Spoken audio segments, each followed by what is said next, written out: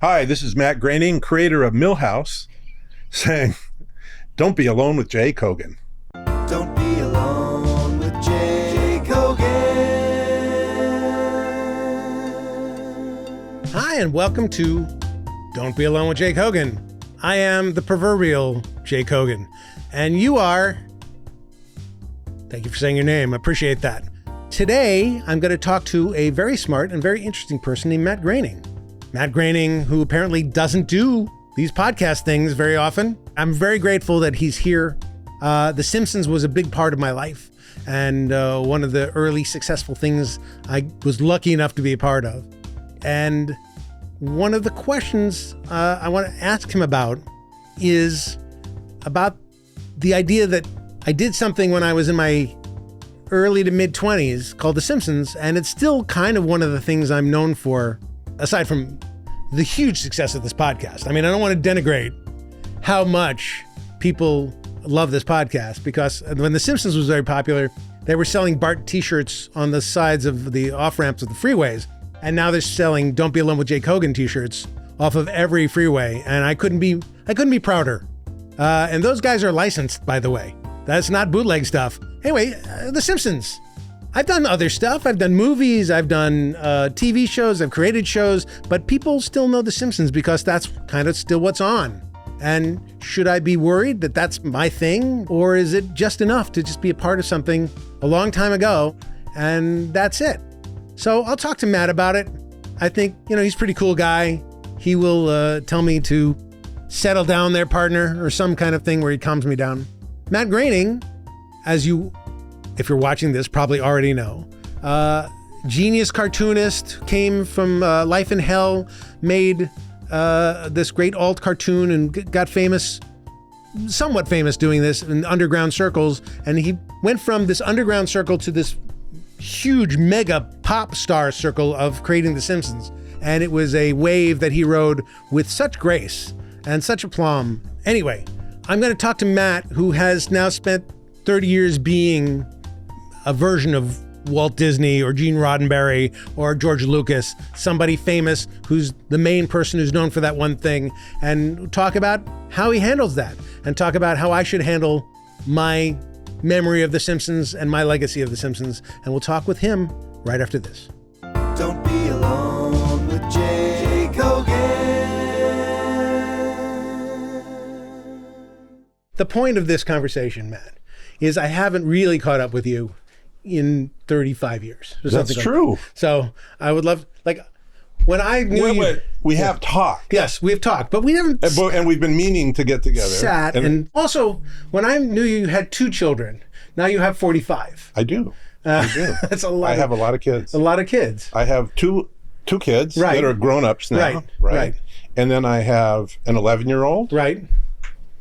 I have 2 7-year-olds. Mm-hmm. Spinky and Spunky. I wish you'd have talked to me first about the names. I know, that's Poindexter was the real bad one. Sure, I understand. And Millhouse. Oh, wow. I decided I had to make it up. Millhouse. Why choose that one? Wow. That's sad. Yeah, it is sad. But I spell it the way Richard Millhouse Nixon spelled it. Oh, good. Because on The Simpsons, we added an E. So you have So I have 11-year-old, 2 7-year-olds, 2 5-year-olds. Right. That's right. You heard me right. 2 7-year-olds, 2 5-year-olds. That's right. I have 2 sets of twins. Twins. I have a lot of kids. I have a 3-year-old, I have a 2-year-old, and I have a 6-month-old. Wow. Yeah. Wow. You know what? Stop screwing. I got to say that. Just considered? No, that's the thing is I just found out about birth control. So, yeah. Wow, that's a lot of kids. Well, you know what? It's a tribute to my wife, Agustina, from Argentina. She is a force of nature, and I thought I was done with kids a long time ago, but I was informed otherwise. If your wife, I kid. Yeah, sure, you kid about kids, and it's not for everybody, right? Okay, right. But it is the greatest thing in the world.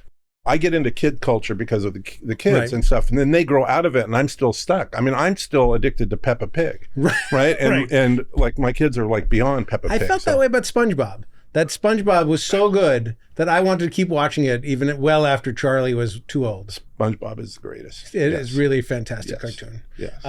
Speaking of fantastic cartoons, Futurama. Futurama. No. Why not? No, I mean, Futurama, fantastic cartoon. The Simpsons, fantastic cartoon. I will say that, have you lost your love of cartoons by now after this many years? No. Cartoons are the best. The best. I love animation. Okay. I love it. Animation is the greatest. Right. There were 90 animated shorts nominated for up for Oscars this year. I watched all of them. Oh, fantastic. Yeah. Not all good. Not all good. But the good ones are really good. How do you get to be a shitty cartoon that's nominated for an Oscar? I think for shorts, they allow a lot of people to. Well, I know how they 90 odd. This program was nominated for a podcast award. By the way, I know how that goes. I will never say that a cartoon is shitty. Because I know how hard they are. You know how hard they are. I do know how hard animation is the hardest thing in the world, and getting the tone right. I mean, I see lots of cartoons that maybe you consider them not exactly successful on their own terms, but you know what they were going in doing, right? And they didn't work, and it's the tone, and it's really hard. In fact, one of the things I would say about The Simpsons and Futurama and the rest is it's a constant experiment every episode, and you never know. It could easily go over the cliff in any episode. Rarely does it, and we usually fix it. Right. Well, I say this. I mean, I've said this for years and years and years. I left The Simpsons many, many, many years ago. I can't even count how many years ago. And people say, well, the years you were on were the best years. And I said, no. I say the years we were on were great, but it's still great. Like, the show continues to be great. And I think people don't look at it because it's something that most of these people have had their whole lives. Right. They've had since the beginning of time. It's just a fact of their life, instead of looking at it like we did when we first got there, like, holy shit, this is amazing and so great. So the sparkle of that is gone, but the quality of the show is just as good now as it's ever been. Well, The Simpsons is kind of like a forum for different comedy styles, So it's an animated show. It's a sitcom. It's very conservative, a bland premise, right? Dad, dumb dad, and bratty kids, but we're reinventing ourselves over and over again. There's 750 some episodes, something like that, right. And most of them have to do with Batman. Almost all of them, somewhere. And by the way, you were being modest about your contribution to the show. Oh, that's going to end very quickly, but go ahead. But no, I loved it when you were on the show. When you guys, I always think of you. Me and Wally, we were partners. We were both on the show, absolutely. But also, but it was so much fun back then because really, first of all, we're young, right, and stupid, and young and stupid, right, along with the Fox network, right, and they were taking chances. And one of the great things that people, what's amazing is that of the major networks, only Fox would take a chance on an animated primetime show that actually let us do what we wanted to do. I mean, there were some other bad cartoons on some of the other networks over the years, but really Fox, good for Fox for letting us do it. It was really funny at the very beginning because the executives thought, we're going to throw our weight around here, and first of all, Jim Brooks is the king, right, and second of all, they got so bored very quickly because it's no fun to look over the shoulders of animators and say, so much work for them. That. It's also so much work. Like, there's so many different revisions for somebody to be looking at and then talking to their boss about. It would just kill them.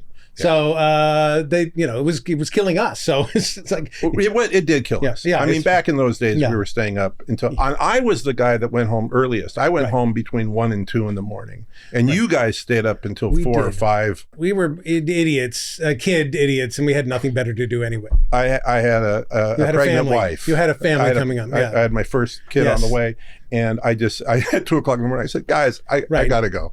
All right, so this is a baby that I knew when he was born. I believe I gave him a suit of armor when he was first born. Was that yours? Yes. God, he will not take that off.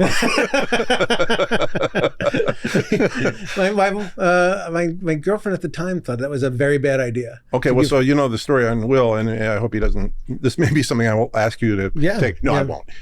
His real name is Homer. I do know that. And I named Homer after my father, Homer, who I named the character after. And I thought, I will make up to my father Homer, the fact that I named this idiot cartoon character after by naming my son. However, when you're wheeling a baby carriage down the sidewalk, Right. and people say, "Oh, what a cute little baby! What's his name?" Homer. Right. And then they burst out laughing, Sure. and then they get this horrified look on their faces when they realize I wasn't kidding. He's serious. Yeah. Yeah. No, I remember that his name was Homer. Yeah. And I completely understand why his name is not Homer right now. Well, that's his middle name. Will. Yeah. Will is That one of the things I want to talk about. This show is Don't Be Alone with Jake Hogan is about Right. me asking smart people about my problems. Right. And my problem that I think you would be expert in is I worked on The Simpsons a long, long time ago. And it's still, I think, the credit that I'm most associated with. And I haven't worked there in 30 years. Yeah. And should I be worried about that? In other words, I did Frasier, I made movies, I wrote a lot of things that I'm very, very proud of. But that thing that I did when I was 25 years old is the thing I'm known for. And does that mean that the rest of my life doesn't count? Does that mean that you had your moment of glory. It's downhill, right. man. But I mean, you're known for The Simpsons, and Right. and what's interesting about And that? by the way, can I tell Yeah. the difference between Yeah. you and me? I'm still doing it. I know. You graduated. You have You moved away. But you have the right to take the bows for The Simpsons. You created the show. I take the bows. You created the show, and it's been, 1 million episodes, 700 and some episodes in. You have every right to take the bows. I am no longer. No, you'd Take have the the bows. right, of course, because you were there. You were I was there self-denigrating. kidding. But those episodes that you guys came up with were so. I mean, you made Krusty the Clown Jewish, Well, that's true. right? And in my mind, I just Right. got to tell you, Yeah. when you guys pitched it and everybody Right. burst out laughing, Yeah. I went, no. Right. Krusty the Clown is not Jewish. He's based on a real clown in Portland, Oregon, where I Right. grew up, named Rusty Nails, and was Right. a Christian clown. And Rusty Nails is going to be mad when he finds out that Krusty was Jewish. Right. So, Was Rusty Nails mad? no, Okay. he was very happy. That's good. We took Krusty from, he was originally in the animated shorts, wasn't he? Or- Yes. Yeah. So we stole him from that and and like the rest of the show, expounded, we grew the characters every time. And so Bart grew from what he was in the shorts. He wasn't called Bart. Lisa, all the characters, the dad, everybody grew. Well, in my mind, at the very beginning, I had all sorts of plans. I mean, back when they were on the Tracy Ullman show, Right. those little 15-second shorts, they were intended to be a half-hour animated sitcom. But I thought I was too embarrassed to say that out loud because of who the hell was I to say that these little cartoons That should is be shocking news to me. So, Honestly. So That's- that was always my intention, Okay. and I just auditioning. Right. The first season they stayed inside the house. The Right. second season they went out into the backyard, and the third season Right. they went into town. So there you go. And All right. Yes, on the Tracy I Ullman remember show. that. Anyway, so I had all these ideas. For instance, Krusty the Clown was originally going to be Homer. That was his secret. He is Homer. He's drawn. He looks exactly the same. Yeah. That was meant to be Homer, Right. and the psychological thing was Bart worshipped Krusty the Clown, but he had no respect for his father, and Right. I couldn't quite come to grips with the idea. Why is Homer afraid to let Bart know that Right. he's Krusty the Clown? Right. But why does Batman not tell everybody either? Right. Right. Well, because he'll get killed, and he's got more dangerous enemies. Or maybe that's what Homer lives on is Yeah. the respect that Bart has for this alter ego. Anyway, but then it didn't work that way, and Other people jumped on to the jumped dream. on. And it's so funny because so much of The Simpsons and so much of what people consider classic is based on a notion somebody had on the spot in the room that made the show take a left turn. Things and that was become- one of them. Things become canon in a very strange way. Yes. Well, If it gets a laugh, it becomes canon. But here's the thing about that is we did these dumb little jokes, and they are now forever ingrained in a history of a show that goes on and on and on. When you were, working at a record store and drawing cartoons and sort of an alt cartoonist, Right. and when I first met you, you were a avid consumer and probably still are of pop culture. Yes. And you knew more about weird ancillary music and strange things, and you knew the red bartender tapes, and you had a storehouse of knowledge about this kind of stuff. Now, the show that you created is now fodder for those people to do that again. And is it weird to be on the other side of this? Yes, of course it is. It's my demographic are anybody who is under 10, right? I mean, they're, Right. they know the stuff. My youngest kids are now watching The Simpsons in the car on the little TV in the back seat on the way to school. Right. And I'm listening to it as a radio show, and they're watching the old episodes, and I'm going, oh yeah, that joke still works. Or, I wish we, and then there are a few things that I'm still mad about, Such as? Well, remember the episode with Lance Murdoch, the Daredevil? Yes. And was that your episode? That's my episode. Yeah. Okay. Yeah. So you guys laughed your asses off when I didn't even remember what the last line was, but there's the last line. He had a final punchline, and you guys it was edited in a weird way, so it cut on the line, and you guys thought that was great. I thought the joke needed to breathe. Okay. Another second. Right. So that's all, and it still irritates me. However, there was a scene in which they put a drop of blood in a big pool of sharks that he was supposed to jump over, and including in the pool of sharks there was a lion. There's a lion, yeah. And this is how new we were on the show. I thought, you can't put a lion in a pool and have it swim around. The shark will eat the lion. I will death-defy both nature and gravity by leaping over this tank of water filled with man-eating great white sharks, deadly electric eels, ravenous piranhas, bone-crushing alligators, and perhaps most frightening of all, the king of the jungle, one ferocious lion.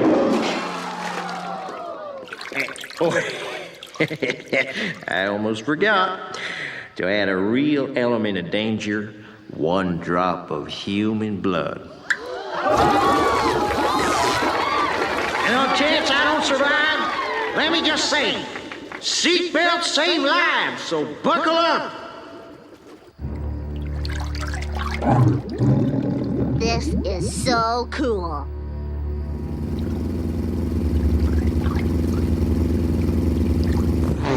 I can't watch.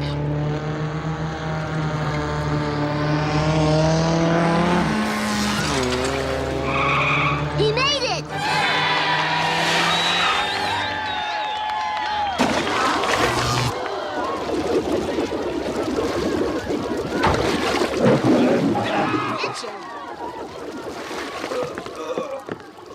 He's okay, folks.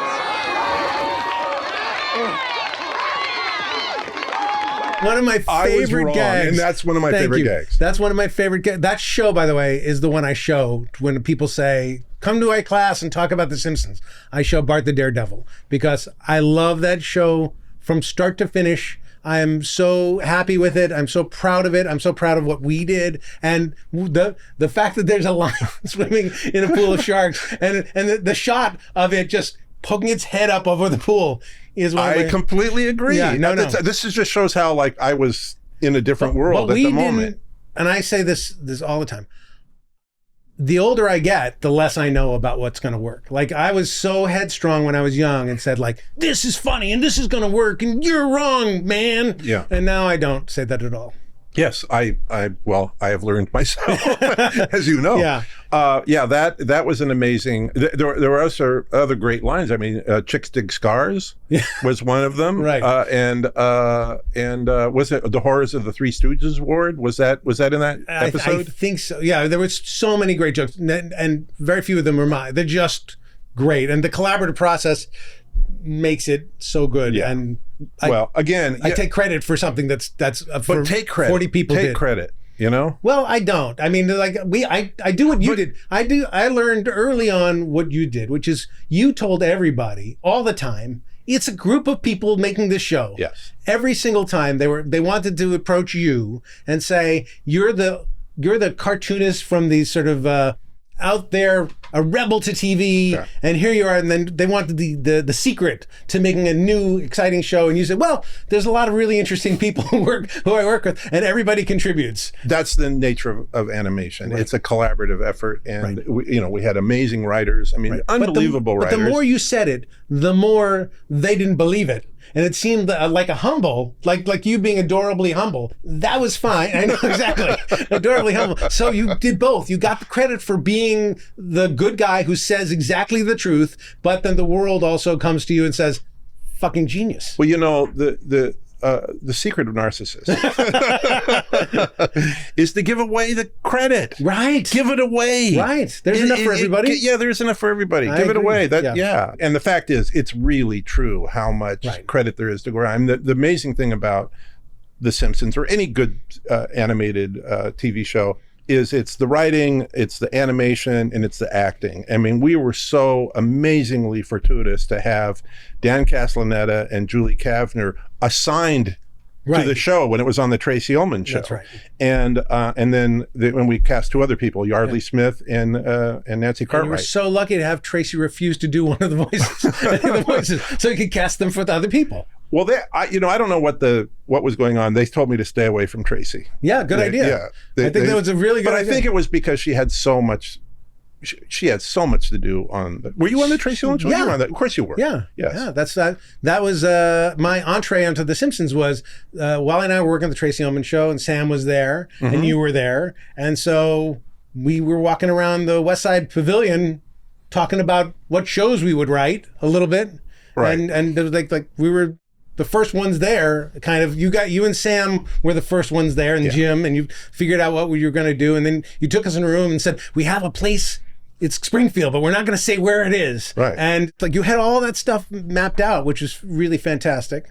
Sam was amazing. Sam was really cool because he had done. He's the only person on the show that had done animation, Right.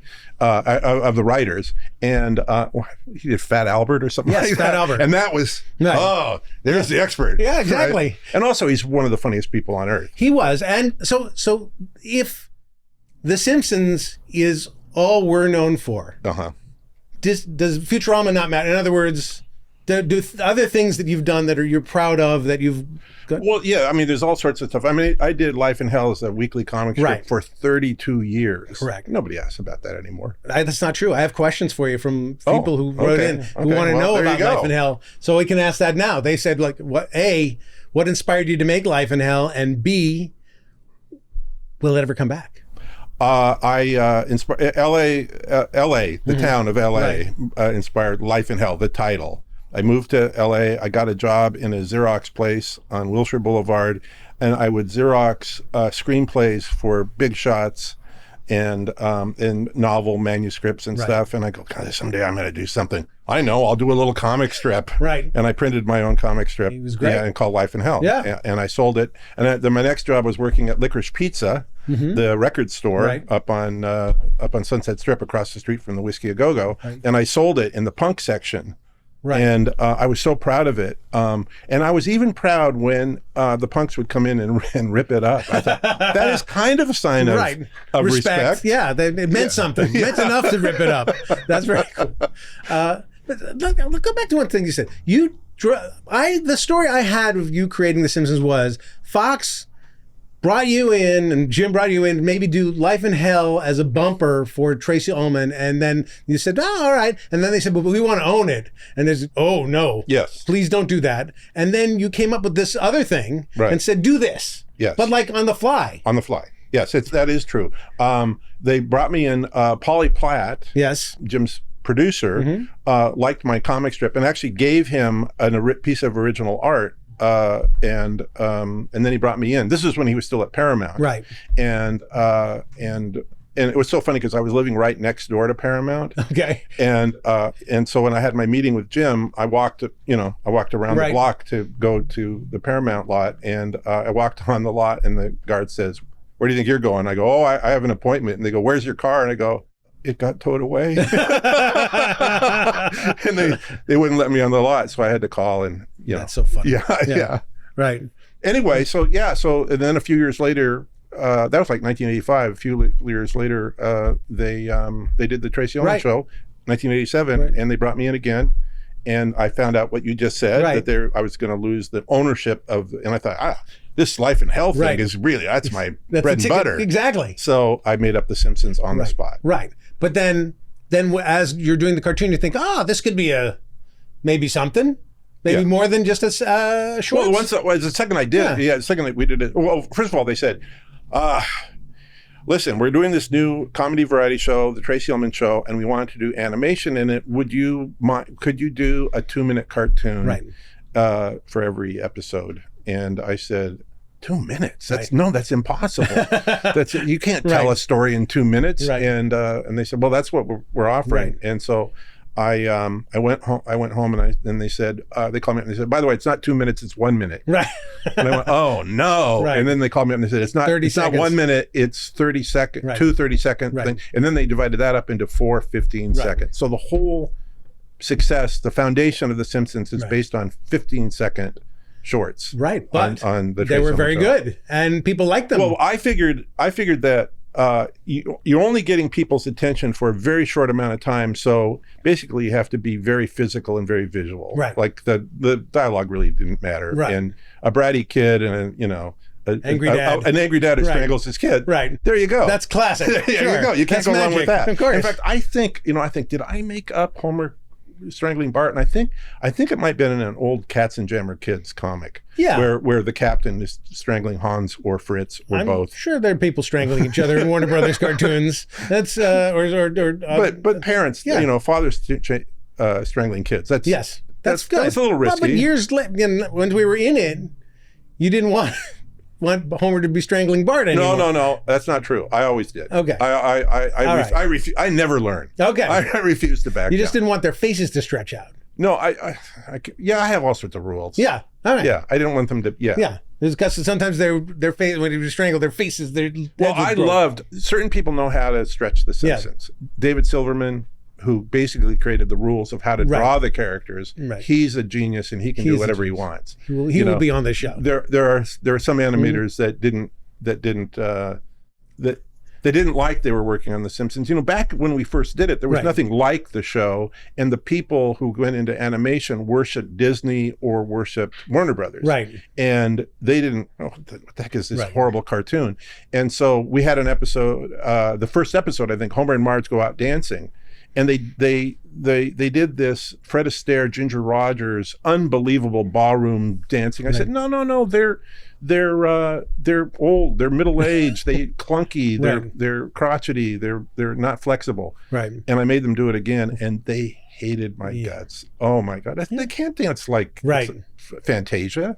I remember that so much of the show, certainly at the beginning, you had a very strict diet of what was okay and what wasn't. And that's loosened up a little, but yes. Yeah, but I mean, I think it was helpful back then to sort of like narrow in on what we do. Like, what is it that we're doing and what is it we're not doing? Well, here's the thing though, when you're the angry school marm going, now boys, right. No, I don't want any slapping while I turn my back. Right. There's nothing but slaps. Right, of course. So I would say to you guys, okay, please, no Hitler jokes. Okay, come on. There's people who've gone through the Holocaust. Let's not do that. Mm-hmm. Hitler joke. Right. So he's pretty funny. Gotta be honest. He's pretty funny. Of all the dictators, World War II dictators, it's like Hitler and Mussolini. That was my pet peeve. Yeah. Hitler jokes. I also didn't like, what else I didn't like? I didn't like when animals were aware of themselves as cartoon characters. Mm-hmm. So that's immediately, a big Disney thing. Immediately they put a catfish winking at camera. And when I say they, I mean you. Yeah, all right. Listen, as a taskmaster, you weren't very good because I will say this, you're a very nice guy. Yes. And so it's not easy for you to be that guy, but you're passionate about the work. So well, I'm inconsistent. So I can be adamant and stubborn, but I'm also a wimp. So people don't take it seriously. But I mean that's part of what made. And what makes you great, I would say, is that you are a real person who is extraordinarily nice. The fact that you're here, by the way, extraordinarily nice. You tell me you've never done a podcast or something like that. Well, I told you you're third in line. Third in line, yeah. But 20 years ago or more, Mark Maron asked me to do his podcast. I haven't done it yet. Right. That's amazing. Yeah. I did a Simpsons podcast. That was great. Because Mark Maron is my arch enemy. So fuck you, Mark Maron. Fuck you, Mark Maron. I got him. Fuck you. I don't know. But I was going to say, like, people would say, well, did Matt, is Matt worth all the money and all that? I said, yeah. Why not? Why not? Yeah. Better me than anybody. Honestly, anybody. No. Like Hollywood is rife. Hollywood is rife with horrible people who I'd be really angry at if they got really rich off of an idea that just exploded in a particular moment. And you are not one of them. Well, I would say the same thing for you. You maybe you're not rich, but no. Wait a second. Are you offering me a deal? No, what money. I'm saying is it's possible to do good work and not be a jerk. Yes. And that's been my goal, is actually, because all the people I admire were jerks. Right, of course. I don't particularly like the writing of Ernest Hemingway, but I love reading biographies of him because he was such a jerk. Right, and I'm really unhappy. Yeah. And those, it just entertains me to no end. And I've read probably 5 biographies of Hemingway, but his books, some of them are okay. Do you think being a super fan of so many great artists helped you to sort of be prepared for the onslaught of what became of The Simpsons and you in terms of its fame and all that kind of stuff, and not be misled with becoming a jerk over time? You know what? I don't even know if that has anything to do with anything that I'm about to answer. Okay. But it's not that I'm you said that you were a pop culture enthusiast. Yeah. I am, yes, but in very, very specific, narrow areas. For instance, I know you have raved about Elvis Costello and Bruce Springsteen and people who I would consider very mainstream. I love Elvis Costello. Yes. I've never listened to a Bruce Springsteen album. Okay. Good for you. I'm just saying that. But I used to write about rock and roll. Right. I never had a Bob Dylan album. Right. Okay. I mean, he's great. I'm not saying. So you're a bad writer of rock and roll. I was terrible. Right. I did not do my research, but I did like avant-garde jazz. Right. And I did like classical contemporary music, and I did like silly novelty, crazy stuff. Spike Jones and Weird Carl Al. Stalling, Yes. the guy that did all the Warner Brothers. Yeah. In fact, there are albums of his cartoon soundtracks out, and I'll tell you, there's nothing like driving down Melrose, playing a Bugs Bunny soundtrack with your windows rolled down. I bought that box set of CDs. Yes. Carl Stalling. I bought that. Yes. While I was at The Simpsons. Right. And it's fantastic. It's He's fantastic. Well, back in the day, before we did The Simpsons, what does a cartoon soundtrack? What should it sound like? And I made a little tape, a mixtape of all the things that I wanted to be in The Simpsons theme, and Nino Rota, Julie to the Spirits, and other Fellini soundtracks, and a bunch of other stuff. And in fact, I drove up to the Dudley Do-Right Emporium on Sunset Strip, and there behind the counter was Jay Ward, the creator of Rocky and Bullwinkle, and he sold me a cassette tape of the Rocky and Bullwinkle theme and all this stuff, and I took that back and I played that to the people. And then finally, we got Danny Elfman on board, and the reason for Danny Elfman was because first of all, I was a huge fan of the Mystic Knights of the Oingo Boingo, his band preceding Oingo Boingo. But he did the score for Pee-wee's Big Adventure, and that knocked me out. It was very sort of a Nino Rota homage, and I thought we got to work. And he said we can rip off the Jetsons. Come on, let's do this. And the Jetsons was one of the Jetsons is still one of the greatest. Yeah, absolutely. Hoyt Curtin. Yeah, I wrote that. It's fantastic. Fantastic. Vic Mizzy, who did Addams Family and Green Acres, all that stuff. But then I also like obscure, I know, George but that was the thing. Like you had all this knowledge of all this sort of. But again, very deep, but very narrow. Yeah, but that's perfect. That's what super fans do. They discard all the other stuff and they find the perfect stuff and they lift it up. But now The Simpsons, at least it was when we first started, was lifted up by that same group of super fans, and it's sort of like it was weird to be on the other side of it. And you handled that kind of adulation from, I would say our people, but more your people. Well, no, but I think this applies to you and to all the writers and the animators. There is that extreme enthusiasm which drove you to be a comedian, and a comic writer. To me, comedy or humor is a language. That's why I came up with this idea when I was pretty young. I'm telling jokes that only other kids in the class are getting and the teacher isn't getting and some of the square kids aren't getting. Right? And I said, this is like a language. And I still think that. Yeah, it's a form of communication for sure. Part part of what is fun about working on The Simpsons is that there are people that get the language. Right. And The Simpsons isn't straight down the middle. And that was one of the fun things, that there was this show that was on TV that wasn't so dumb and square, that had some really sly stuff in it. Do you remember when Fox brought us a piece of research, I think in year 2, of what people liked about The Simpsons? And we thought we were writing all these really clever jokes that people elevating comedy to a high degree. And Fox said, apparently people like the pretty colors and when Homer falls down.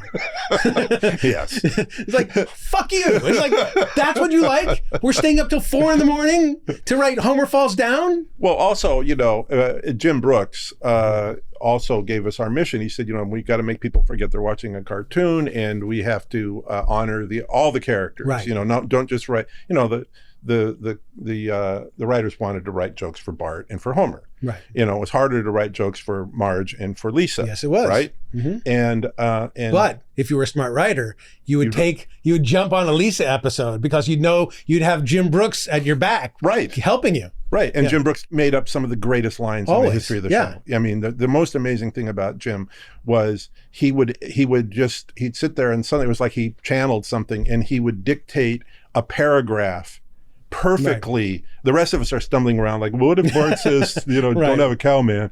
And he would just write this stuff that was absolutely incredible. And you'd think, oh, I get it. He's an old guy. He's not hip like us. And then he'd pitch the wildest joke. Yeah. My favorite one was on the Simpsons movie. There was a scene in which Bart gets locked in a sarcophagus for King Tut. And he's banging, trying to get out, and Marge says, "Homer, let him out of the sarcophagus." And Homer says, "Marge, he's got to learn to overcome his fear of coffins." And that's a great joke. That's a great joke. It's a great joke. I think we did end up using it on the show. But. You're too late, Simpsons. Eat hobo remains. Get me out of here! What are you doing? I can't breathe! Marge, he's got to get over his fear of coffins. Freeze, sideshow snobs. You're all under arrest. You have the right to remain silent, but I hope you don't. It's a long way to jail, and I like to chit-chat. I know that we did something on the show where Batman, it was Dracula. Somehow Dracula, it was a fantasy moment where Dracula came down in a cape and all. Thank you, Dracula, for saving the day. We treated him like a superhero. And Jim was just perplexed. He just said, what's with the Dracula worship? I don't get it. Maybe you'll know the answer because I always get it wrong. One of my all-time favorite jokes in the writer's room was I think it was a Dracula joke. It was one of the Treehouse of Horror things very early on, in which Mr. Burns has a brain, a disembodied brain that has a spine on it. Yes. And he puts it on his head and says, "Look at me, I'm Davy Crockett." Yes. That is my joke. Okay. That is my joke. I remembered it absolutely convinced that it was John Vidi's joke, and everybody corrected me. That was your joke. That was my joke. That joke, when you pitched that, everybody fell on the floor laughing. Including me, by the way, which you're not supposed to do. Yes. But I started laughing so hard, I fell off the couch. And sat on the ground. I think I farted. That was a dirty carpet. I really had. It was a filthy carpet. It was late. I was very punchy, and I remember pitching that joke. And look at me, I'm Davy Crockett, and thinking. And you're not supposed to laugh at your own joke. The whole thing is you pitch it and let people. But I couldn't stop laughing. It was really fun to see you enjoy your joke. That runs through my head a lot, even though I misremembered who pitched it. That's okay. John Vitti. But now, as soon as people said, I go, yeah, now I remember. John Vitti pitched many great, funny jokes that it doesn't matter. It's just throw caution to the wind. All right. So I have a few questions that I want to give. People asked me to ask you. It's question time. That's great. Isn't that great? Yes. Okay, Charlie Kogan. Yes, by the way, I am a fan of your show. I actually listen to your show. Oh, fantastic. I would subscribe, but I don't really know how. I bet, by the way, just because he's an idiot, you have to subscribe to my show. I need like 100 more subscribers, and we get some sort of prize? Is that what happens, producer Ryan? If we get 500 subscribers, we get a prize of some kind. Maybe a magazine subscription or something. But all right. So question for Matt. You wrote Colonel Homer, one of my all-time favorite episodes. This is from Corey Taft, a writer. Mm-hmm. Do you think you will write another episode or two? And how are episode ideas pitched in the writer's room? I have the best situation because I get to pitch notions. Right. I could. What if Homer was a French pastry chef? Right. Go for it. Right. You know. But that's how Treehouse of Horror was built. You came in. Oh. You came into the rewrite room with Treehouse of Horror, which was just kids telling ghost stories in the treehouse. Right. And I think it was not met originally with incredible enthusiasm. No, it wasn't. Yeah. And Wally, even more than me, but Wally and I was like, oh, this is pretty good. Like, this would give us a fun excuse to do a lot of things that we don't normally do. And so for a series of weeks, we would go back to that idea and go back to that idea. And eventually it became the legendary, one of the greatest things the show ever did. I'm very happy with the Treehouse of Horror. Unbelievable. But in fact, we're so into it. I've pitched that we do 3 Treehouse of Horror instead of doing a trilogy. Right. We do 3 in a row. Right. That are a full half-hour episode. That would be fantastic. That would be great On Halloween. Yeah. That'd be awesome. Yeah. So that's fantastic. But these that idea got one was pitched more than a notion. That was an actual show about going to the treehouse and talking and exchanging stories. But it morphed into something with the writer's room when it sort of came around and we finally sort of punched Sam enough to go like, Sam didn't like it. Can't you see the beauty of it? Yeah. Yeah, but he came around. You know, he came around with the Raven. He came around with the Raven. Well, then I didn't like the Raven. Right. Because the Raven didn't have enough jokes, in my opinion. The Raven But sucks. it's great. The Raven is great. It's not great. The Raven is the worst part of that show because it's just somebody reading the Raven. All right, but it's fine.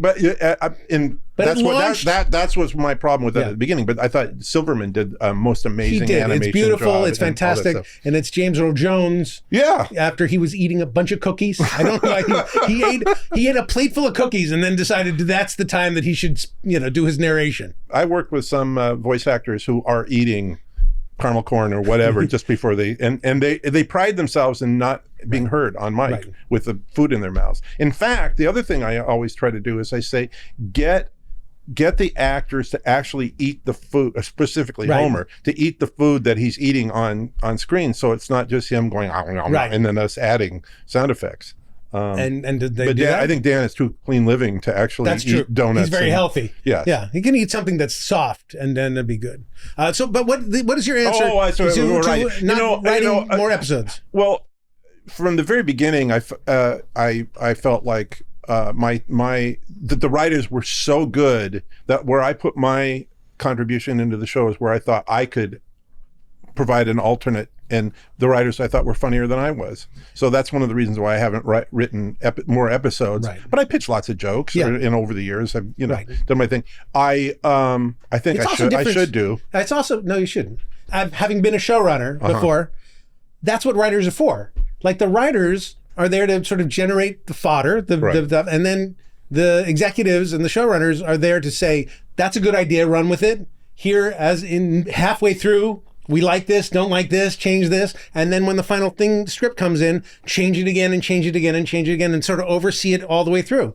There's no time, if you're doing all that for so many episodes, to be writing your own episode. And also doing all the animation design stuff. And and I draw every frame. That's the thing. Yeah. The thing is drawing the show is hard, but the coloring it. Right. You know how much we spend in yellow paint? You built the computer that now draws the show, right? Is that what you did? Here's the thing. This is my constant note now on the designs. I say make it look less computery. Okay. It's got to look like it was drawn by hand. Yeah. And because of computers and cut and paste and flipping and flopping and all that stuff. Yeah, we try to make it look like hand drawn.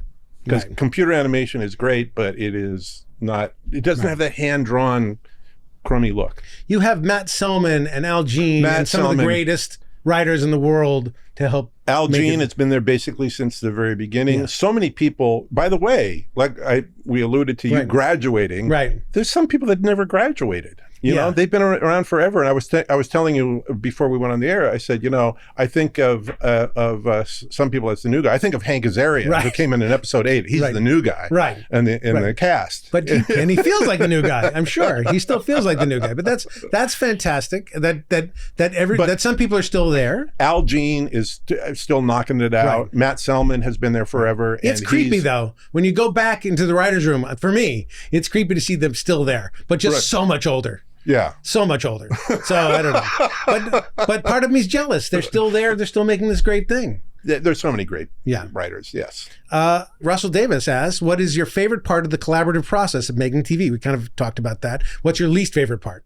My favorite part is, for The Simpsons, it's the very first thing we do, which is after the script is written, is the table read, and just hearing how the jokes sound, and then the very, very last thing we do, which is mix the show. And it's amazing how something, you get animation and it just can lie there until you get the right music and the right effects, and suddenly it pops. Yeah. And over the years we've learned more pain, more funny. Right. If I have any comedy theory, more pain, more funny. Okay. In fact, I there was an episode in which Homer gets into a giant fist fight with Smithers, of all people. Right. And we got the animation back, and we're on the stage trying to mix it, and it's not funny. It's just horrifying. And there's one point in which Homer or Smithers hits the other one in the face with a phone repeatedly. And it's just horrifying. And we're stuck because we go on this was a Thursday and we're going on the air on Sunday. Right. And we tried, we said, okay, you know what? Because usually we try to make the sound effects real. Let's make them cartoony, boing, Made it bad. No, terrible, terrible. And finally, just as a lark, said, take out all sounds of exertion. So all of Homer going, ugh, and only leave sounds of pain. Right? Realistic sound effects and sounds of pain. And suddenly it was hilarious. Stop it, I say. I'll teach you how to use a phone, you boob. Go! It's for you. Go!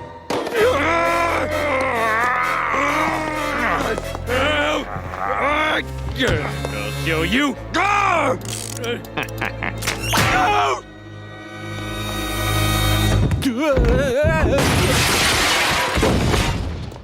Oh my.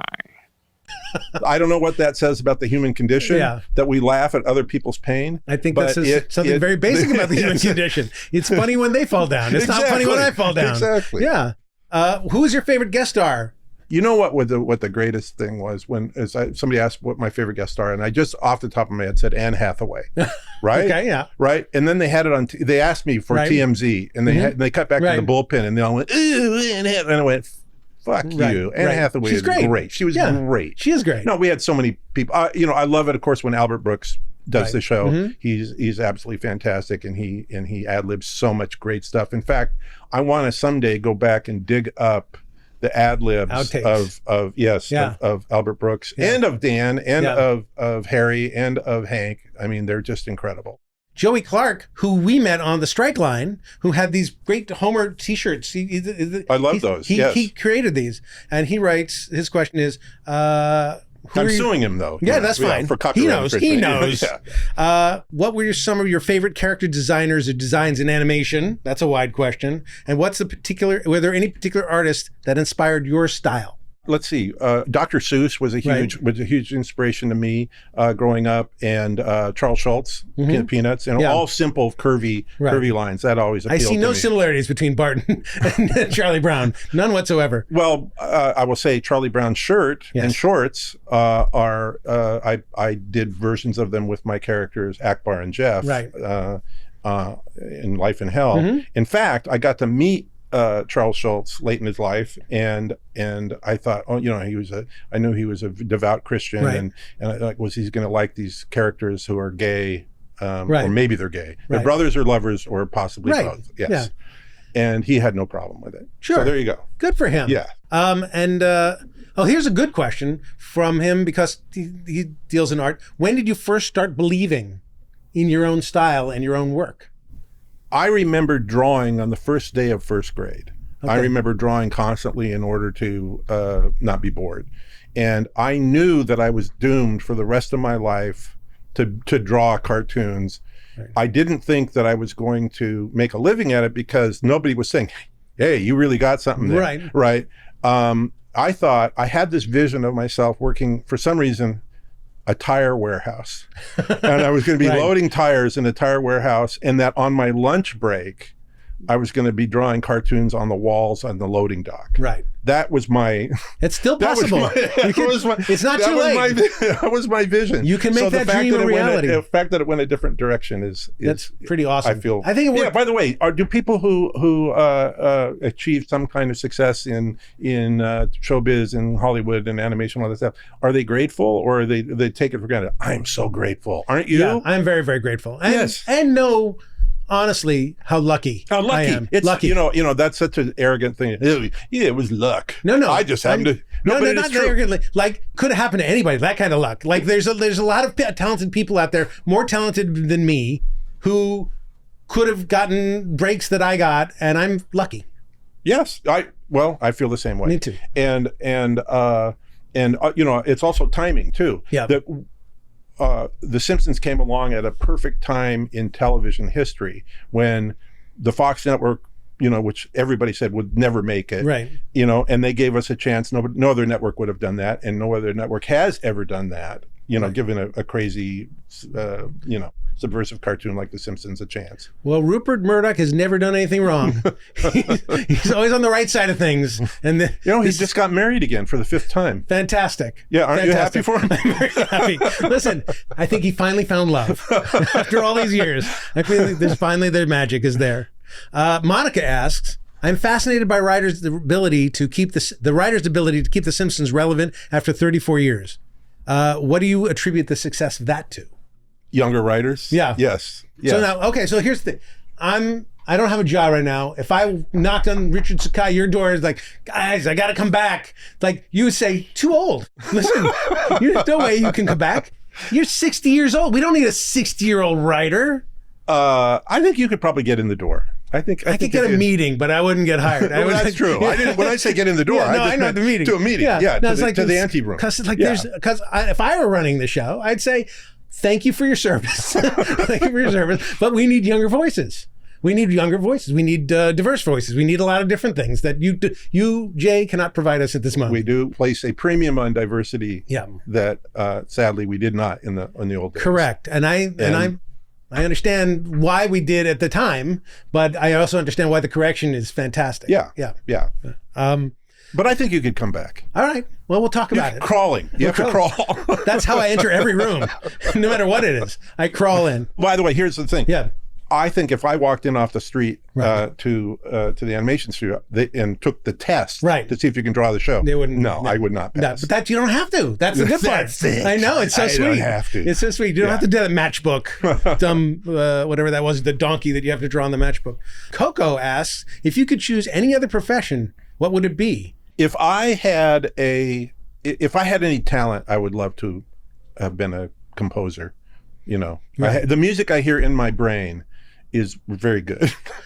But I have no talent. The music on The Simpsons was magical. I will say this, that the theme is magical, but also when the composers, when Alf was finally doing it, and the time, and I'm lucky enough to be tasked with helping with the music.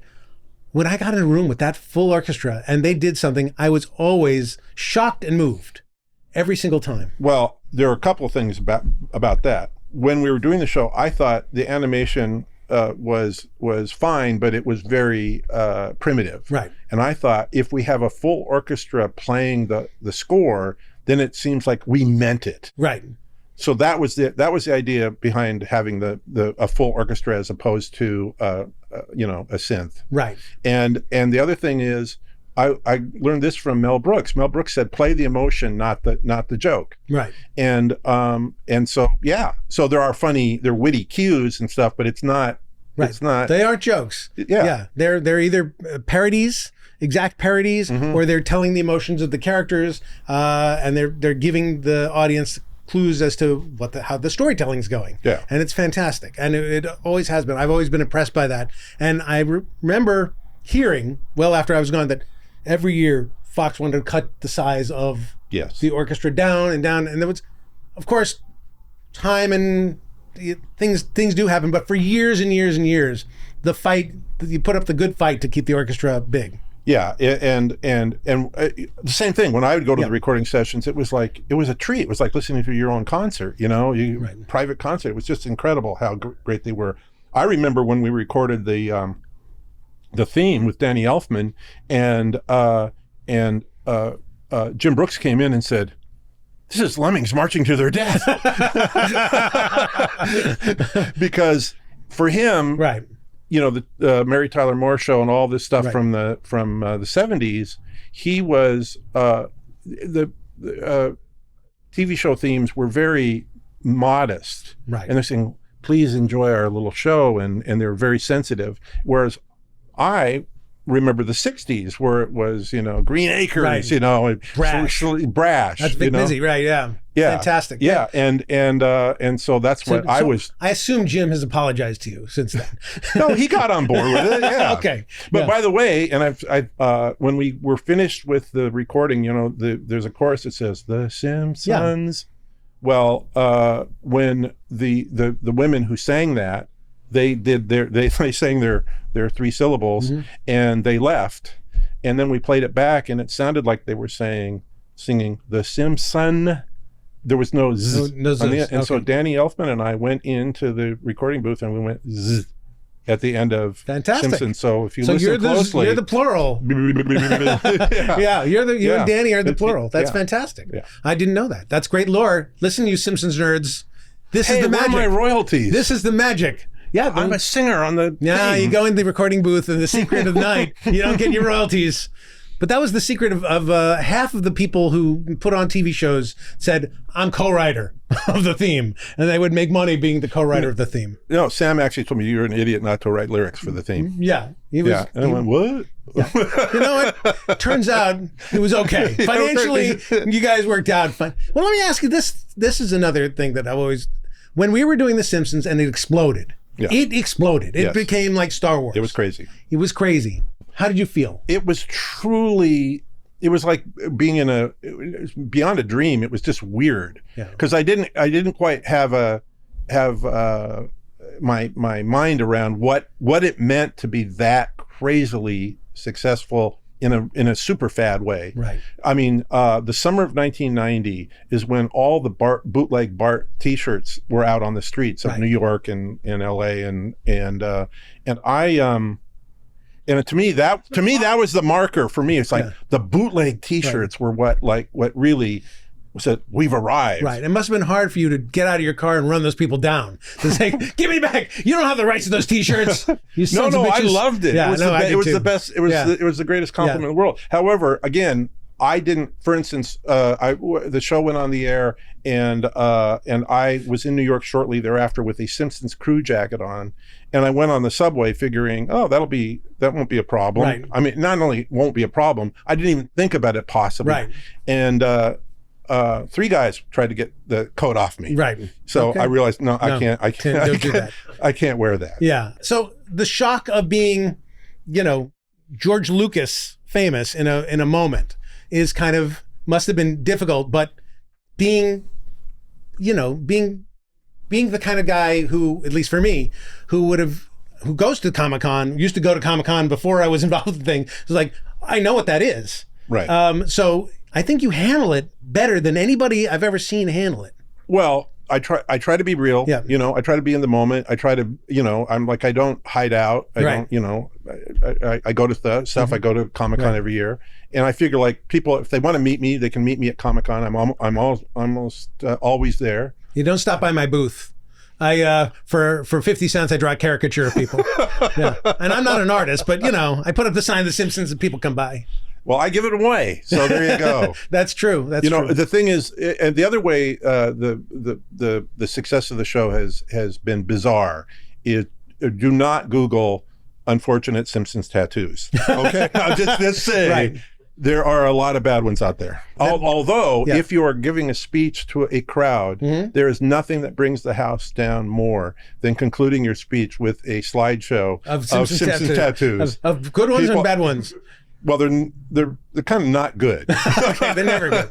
The other thing that you did a lot of, and you were tasked to, and I think you also were contractually as part of your thing, is to figure out the merchandising. Like you had an office. I remember your office was full of potential. Oh yeah, there was a Simpsons lot of stuff junk. that didn't get made. Right, and it was like it was really like it was like a warehouse of stuff that you were never going to let be Simpsons products, but it's just like, oh, they sent me these towels, and this is a bug zapper, a Simpsons bug zapper, and this There is was a Simpsons asthma inhaler, and actually I Right. proved that one because if the kid's using an asthma inhaler, might as well Right. have a Bart Simpson one. Right? didn't Jim seem- Brooks said his most embarrassing moment was the Simpsons cocktail swizzle stick, which we didn't. So embarrassing that he gave the money back. I don't know. But here's the question. I don't see that kind of merchandise stuff was something that you came to the party knowing. So how did you learn that stuff? No, I just thought I thought the merchandise was an extension of the storytelling. Right. In fact, so there's a term in the business called label slap, and that's where you just stick the character on the side of a lunchbox or whatever. Right. And I said, no, everything's got to have a joke. Everything's got to be an extension of the show. Right. And I think we did so much stuff that we weren't successful the whole time, but pretty much we were. So. Well, that's I mean, So also some of that stuff is really, really great. And I thought, by the way, I read that Disney didn't have every piece of merchandise that he read. He didn't have every Mickey Mouse. I said, I'm gonna be that guy. I'm gonna have everything. No. right. It's impossible. No. Yeah. No. I have a warehouse full of Bart Simpson underpants. Really? Yes. Good for you. Yeah. Good for you. Yeah. I still have stuff. I still have like a Simpson skateboard. I still have stuff that was There's some given great to me. stuff. Some fun stuff. There's And I some was- really good stuff, and there's Yeah. And yeah. then In it's- fact, I had a guest room where it was nothing. It was just all Simpson stuff, including Simpsons pillowcases and curtains and bed sheets Right. and stuff like that. Because I knew that if I had guests, they'd stay one night. be driven out. They'd leave. Right. The Simpsons strobe light also not good for the guests. I'm sorry about that. This is now a section of the show we like to call Listener Mail. Now it's time for listener mail. Dear Jay and guest, how important is it to leave some legacy after you pass on? By legacy, I mean a body of work in your field, whether it's music, comedy, authoring a book, etc., as well as a legacy of how you interact with people. Well, I mean, that's been sort of the subject of today's show, Exactly, right? yeah. But this is different. This is saying, is it important to have a legacy at all? Yeah, ultimately, no, it doesn't matter. Right, Nothing right. matters. But it's nice. It's nice to have a record of your time here and maybe cheer somebody up and make people laugh. That I like. How quickly do you think The Simpsons, when it finally goes off the air, which maybe never, but if it does, will pass into that great beyond of There are certain things that you and I grew up with that I thought, would live forever. Right. And finding out from younger writers, for instance, they're not really familiar with Johnny Carson, for instance, Right. or the Mary Tyler Moore Show, Right. or whatever. It's just like or Cheers, or bathing. Yeah. things change. Right, yeah, things do change, yeah. And one of the reasons why I'm so proud of, again, the work of others, that The Simpsons is still going, is that it's not a ghost ship. Right. It's we're still making episodes and great ones. and yeah, They're not all great, but a lot of great ones. A lot of great ones. I think it's a tribute to Al Jean and Matt Selman and the current group of people. It is a tribute to them, and it's great, but it will be forgotten, just like everything is forgotten. Everything is forgotten. And that's... Oh, but yeah, okay, so Bugs Bunny, all that stuff. Yeah. Like, And how Looney many people know Looney Tunes? No, they don't. Right? They don't. I talk to young writers and they go, huh? Yeah. Like that actually upsets me. Most of the other, if you say I never saw Cheers, fine. You never saw Looney Tunes? It's so core. Monty Python and Looney Tunes seem so core to what comedy should be. Well, that's the other thing. Comedy changes. Something that was funny 1 century Right. is not necessarily, I am a huge fan of Laurel and Hardy. Yeah. Huge fan.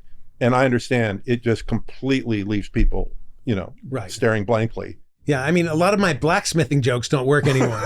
So I get what you're saying, that everything has a time and a place, but it is upsetting. And again, one of the inspirations for The Simpsons was a lot of the, Buster Keaton, silent live action comedy in addition to Looney Tunes and stuff like that. And Laurel and Hardy. I mean, for sure, their physical humor was fantastic. David Silverman used to give Homer Oliver Hardy, finger twiddles and stuff. So yes, Buster Keaton in Bart the Daredevil. There's a lot of amazing physical comedy that reminds me a lot of Buster Keaton stuff, and we did it on purpose. Because we were inspired. Now, what are people inspired by now? Okay, Drugs. So were you around for possibly the best sequence in the show when Homer skateboards over the gorge? Yes, I wrote that. That's my bit. That's Dude, my bit.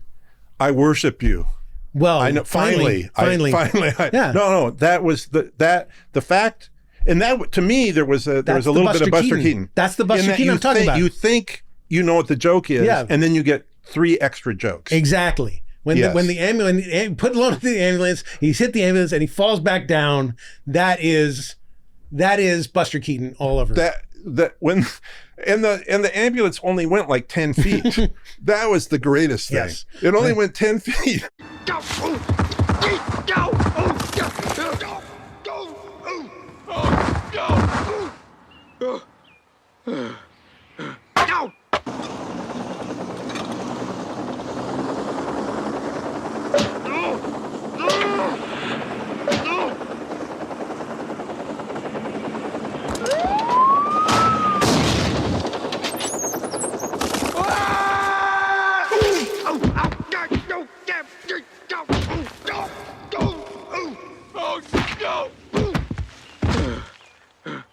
That is like maybe the greatest moment in 20th century humor. I'm very proud of it. Wally and I, it's Wally Wolodarski and Jake Hogan, and we imagined it, we fought for it, and we're so proud that it's there. This has been a pleasure to do, but also to find out or to be reminded that you were responsible for some of the greatest things in the entire series. I can't tell you what a pleasure it is for me to take credit for the greatest thing in the series. By the way, I'm taking your word for it. Yeah, that was my job. It's true.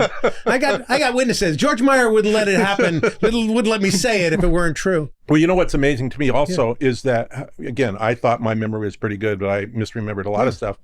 And it's amazing how many people do remember. Yeah.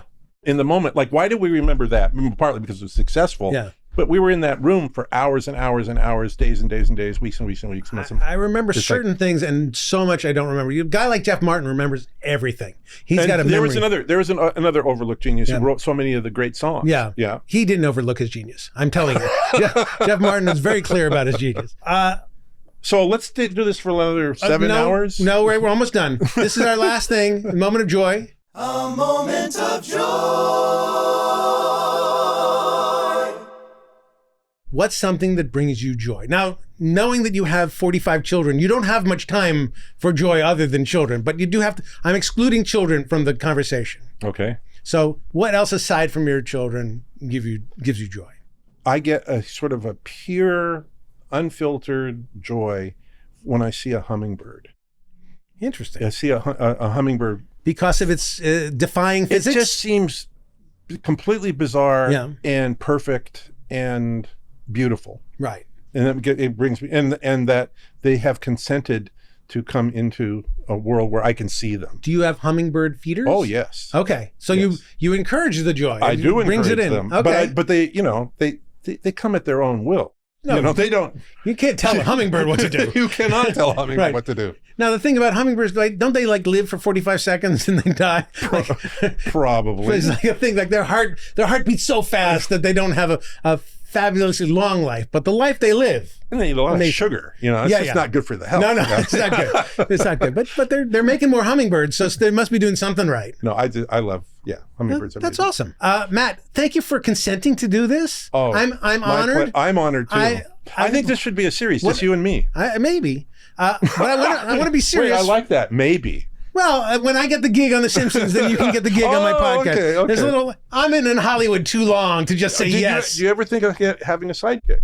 No, I couldn't afford one, but now maybe we'll do it. But I really wanted to thank you for coming here. I also really wanted to thank you for sitting with me, because I think for many years, we did not connect, Right. and I didn't like that. And I also think that I had said some things that weren't kind to you a while back. That wasn't what I didn't fully say those things, but the things were printed. And so in Simpson histories and things that came off bad. And I want to say publicly, no, this is serious. Because I'm sorry. I want to be sincere. I'll take you seriously. I want to be sincere. The Simpsons is amazing. The Simpsons wouldn't exist without you. The Simpsons is a special thing in my life, and I'm grateful for it. And I'm grateful to having had the opportunity to hang around you and work with you and get to know you a little bit. I wouldn't say we're buddies, but I say we're friends. Yeah. But we're acquaintances, and somebody who I do consider you somebody who I know and like, and in a lot of ways love, because I respect you and I really honor your talent and honor your kindness. Well, thank you. I really appreciate that. And I'm going to go look up what you did to insult me. So Don't look it up. No, I'm kidding. Back at you. By the way, and you don't want this mutual admiration society kind of podcast, but we'll cut it out. But thank you for everything you did for the show. I mean, really, really incredible. And you wrote, and I learned that you wrote some of my favorite stuff on the show. That's good. Had you been there at the time, you just didn't remember. But that's all good. By the way, so there have been 750 episodes, and the ones that we've been talking about. What years were you there? 89. We started making these in 89, right? Mm-hmm, yeah. And then we left 5 years after that. Okay, but that's 90% of what people talk about. Yeah. And we've done some other amazing episodes since then.